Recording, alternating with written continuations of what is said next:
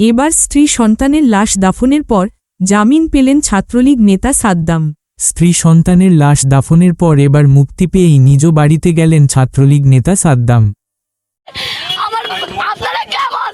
সে তো খুনি না, তারপরে এইভাবে জেলে কেন আটকে রাখছে? তার স্ত্রী কষ্ট সহ্য করতে না পারে। আমার বোন, আমার একটা বোন। হঠাৎ করেই উত্তাল হয়ে উঠেছে পুরো নেট দুনিয়া। অজান্তেই হাজারো মানুষকে কাঁদিয়ে তুলছে নিষিদ্ধ সংগঠন ছাত্রলীগ নেতা সাদ্দামের হৃদয়বিদারক এই ঘটনা। ইতিহাসে বিরল এক করুণ মুহূর্ত, মৃত স্ত্রী ও সন্তানের লাশ স্বামী ও পিতাকে দেখতে কারাগারে গেল। প্রিয় মানুষদের শেষ বিদায় জানাতেও মিলল না পূর্ণ স্বাধীনতা। সামাজিক যোগাযোগ মাধ্যম জুড়ে এখন আলোচনার কেন্দ্রবিন্দু সাদ্দামের সঙ্গে ঘটে যাওয়া এই মর্মান্তিক ঘটনা। বিষয়টি ইতোমধ্যেই মানবাধিকার সংস্থাগুলোর দৃষ্টি কেড়েছে। তারা প্রশ্ন তুলেছে, এত বড় মানবিক বিপর্যয়ের মধ্যেও কেন সাদ্দামকে প্যারোলে মুক্তি দেওয়া হলো না? এ নিয়ে বিশ্লেষকরা বলছেন, মানবিক দৃষ্টিকোণ থেকে অন্তত সাময়িক মুক্তির সুযোগ দেওয়া যেত। এতে রাষ্ট্রের মানবিক ভাবমূর্তি আরও ইতিবাচক হতো। কিন্তু প্রশাসনিক জটিলতা ও আইনি সীমাবদ্ধতার কারণে সেই সুযোগ দেওয়া হয়নি বলেও মত তাদের। তো চলুন দর্শক, ঘটনার নেপথ্যের পুরো সত্য এবং বিস্তারিত বিশ্লেষণ জেনে নেই প্রতিবেদনের বাকি অংশে। প্রায় 5 বছর আগে ভালোবেসে বিয়ে করেছিলেন কানিজ সুবর্ণা স্বর্ণালী ও নিষিদ্ধ ঘোষিত সংগঠন ছাত্রলীগের বাগেরহাট সদর উপজেলা সভাপতি জুয়েল হাসান সাদ্দাম। তাদের ঘর আলো করে জন্ম নেয় পুত্র সন্তান শেহজাদ হোসেন নাজিব। কিন্তু 5 আগস্ট ছাত্র জনতার অভ্যুত্থানের পর গ্রেপ্তার হয়ে কারাগারে যান জুয়েল। এর মধ্যেই 9 মাস আগে জন্ম হয় তাদের সন্তান নাজিফের। জন্মের পর সন্তানকে একবার কোলে নেয়ার তীব্র আকাঙ্ক্ষার কথা স্ত্রীকে দেওয়া চিঠিতে উল্লেখ করেন জুয়েল। এদিকে স্বামীকে কারাগার থেকে মুক্ত করতে না পারার হতাশা নিয়ে নিজ সন্তানকে হত্যা করে পরে আত্মহত্যা করেন স্বর্ণালী, দাবি স্বজনদের।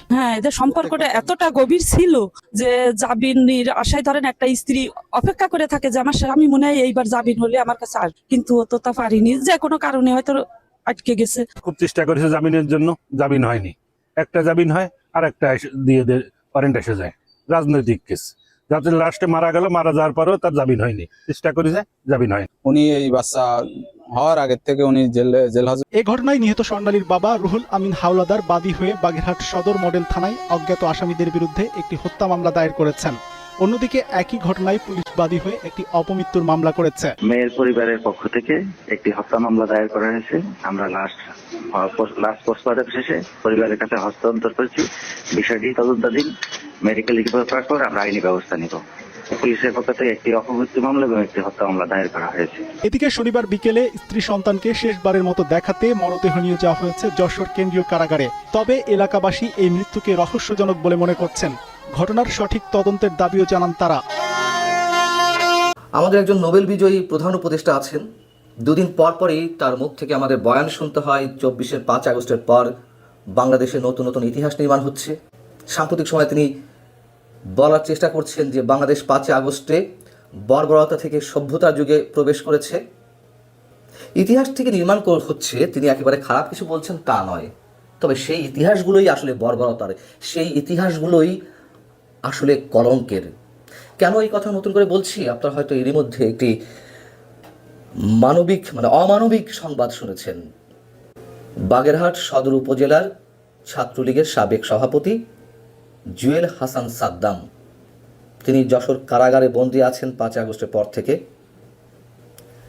কিন্তু শুক্রবার তার স্ত্রী এবং একমাত্র শিশু সন্তান, 9 মাসের শিশু সন্তান, তাদের মৃত্যুর পরেও তাকে প্যারোলে মুক্তি দেওয়া হলো না। পরিবারের আবেদনের পরেও তাকে সামান্য কয়েক ঘন্টার জন্য মুক্তি দেওয়া হলো না। পৃথিবী থেকে চলে যাওয়া তার স্ত্রী এবং সন্তানের মুখটা দেখার জন্য পরিবারের সদস্যরা অবশেষে বাধ্য হয়ে এই 2 আপন ব্যক্তির লাশ নিয়ে গেল যশোর কেন্দ্রীয় কারাগারের জেল গেটে। 5 বছর আগে সাদ্দামের বিয়ে হয়। তার স্ত্রীর নাম সুবর্ণা স্বর্ণালী এবং 5 আগস্ট অভ্যুত্থানের পর গ্রেপ্তার হয়ে সাদ্দাম কারাগারে বন্দী হন। এরপর তাদের একটা সন্তানের জন্ম হয়, একমাত্র পুত্র সন্তান নাজিফ, নিশ্চয়ই সাদ্দাম তার সেই শিশু সন্তানকে একবারের জন্য কোলে নিতে পারেনি। এর মধ্যে সাদ্দামের জামিন হয়েছিল, কিন্তু সেই পুরনো কাহিনী, জামিন আদালত থেকে হলেও তাকে অন্য মামলায় জড়িয়ে আবার কারাগারে রাখা হলো। সাদ্দাম তার একমাত্র শিশু সন্তানকে কোলে নিতে না পারার যে গভীর যন্ত্রণা, বেদনার কথা, সেগুলো উল্লেখ করে এর মধ্যে একবার চিঠি দিয়েছিল তার স্ত্রীকে, যে তার সন্তানকে একবারের জন্য কোলে নিতে পারছে না। এই যে যন্ত্রণা, এই যে কষ্ট, সেটি বোঝানো সম্ভব নয়। এবং যেটি জানা গেছে, বিভিন্ন গণমাধ্যমে খবর এলো, এই যে হতাশা সবার মধ্যে, সেই হতাশা থেকে সাদ্দামের স্ত্রী স্বর্ণালী তার একমাত্র পুত্র সন্তান নাজিফকে পানিতে চুবিয়ে হত্যা করে। পরে তিনি নিজে গলায় দড়ি দিয়ে আত্মহত্যা করেন। এবং এই ঘটনার পর সাদ্দামের পরিবারের পক্ষ থেকে আবেদন জানানো হয়েছিল জেল গেটে, জেলারের কাছে, যে সাদ্দামকে যেন কয়েক ঘন্টার জন্য অন্তত তার মৃত স্ত্রী এবং মৃত সন্তানের মুখটা দেখার জন্য মুক্তি দেওয়া হয়। জেলার বললেন যে এটি জেলা প্রশাসনের দায়িত্ব। জেলা প্রশাসন থেকে জানানো হলো যে বিষয়টি জেলা প্রশাসন দেখবে, মানে জেলা প্রশাসক আবার বলছে জেলা প্রশাসন দেখবে, মানে কে কার কাঁধে দায় চাপিয়ে বাঁচার চেষ্টা করতে পারে সেই প্রতিযোগিতা। সাদ্দামের যে ঘটনা, এমন ঘটনা কিন্তু আরও অনেক আছে। আমি যখন কারাগারে ছিলাম, আমাকে শিশু সন্ত্রাসী বানিয়ে মুক্তিযোদ্ধাদের সঙ্গে দেশের সূর্য সন্তানদেরও শিশু সন্ত্রাসী বানানো হলো, একসাথে কারাগারে মানে প্রেরণ করা হলো জামিন না দেওয়ার কারণে। তখন তো অনেক গল্প শুনেছি, নিজের চোখে অমানবিক জীবনযাপনের কথা শুনেছি, দেখেছি অনেককে।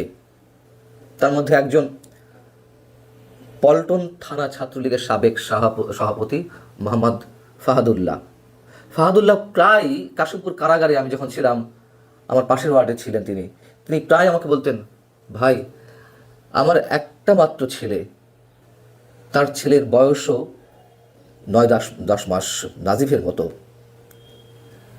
10 নভেম্বর তিনি আটক হন এবং তিনি কারাগারে থাকা অবস্থায় তার স্ত্রীর সন্তান হয়। আজ অবধি ছেলেটাকে কোলে নিতে পারেনি এবং সে তার ওয়াইফকে বলে দিয়েছে যে বাচ্চাকে জেল গেটে নিয়ে এসো না, সে সহ্য করতে পারে না। এমন অসংখ্য কাহিনী। যেটা বলতে চাচ্ছি যে জামিনটা তো মানুষের ন্যূনতম আইনগত অধিকার। আমাদের সিনিয়র সাংবাদিক আনিস আলমগীরকে জামিন দেওয়া হচ্ছে না, জামিন না দিয়ে উল্টো আরও একটি মামলায় তাকে জড়িয়ে দেওয়া হলো। এই সরকার নাকি সংস্কার করছে, এই সরকার নাকি ইতিহাস নির্মাণ করছে। এই যে সব ইতিহাস নির্মাণের উদাহরণ। তো প্রিয় দর্শক, এতক্ষণ আমাদের সাথে থাকার জন্য আপনাদের অসংখ্য ধন্যবাদ। আর হ্যাঁ, আজকের এই উক্ত বিষয়টি নিয়ে এবং নিষিদ্ধ সংগঠন ছাত্রলীগের সভাপতি সাদ্দামের এমন করুণ পরিণতি নিয়ে আপনাদের কি মন্তব্য, তা অবশ্যই আমাদের কমেন্ট করে জানাতে ভুলবেন না। আজকের মতো এখানেই বিদায় নিচ্ছি, দেখা হচ্ছে পরবর্তী কোনো একটি আপডেট নিয়ে। ভালো থাকবেন সবাই, ধন্যবাদ সবাইকে।